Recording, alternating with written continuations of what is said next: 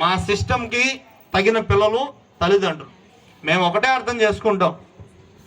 మా దగ్గర నుంచి పోయిన అడ్మిషన్ నేను ఒకటే చెప్తాను, నా కాన్సెప్ట్ ఒకటే.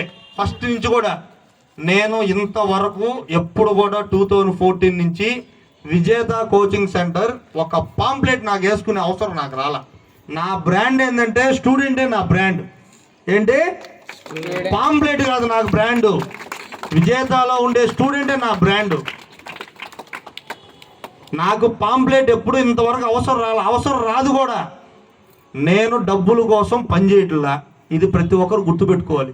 డబ్బులు ఏముంది ఆయన, ఏ పని చేసినా వస్తాయి. నేను విలువల కోసం మాత్రమే పనిచేస్తా. నేను నా ఎంచుకున్న మార్గంలో చిన్న పొరపాటు జరిగినా నేను అడ్జస్ట్ అయ్యే వ్యక్తిని కాదు. నేను ఒక స్టూడెంట్ దగ్గర ఆశించేది ఒకటే, చదువు మాత్రమే ఆశిస్తాను. నేను వ్యక్తిగత విషయాలు, పర్సనల్ లైఫ్ నాకు అవసరం లే. మా ట్యూషన్లో, మా కోచింగ్ సెంటర్లో వాళ్ళ చదువు ఎలా ఉంది,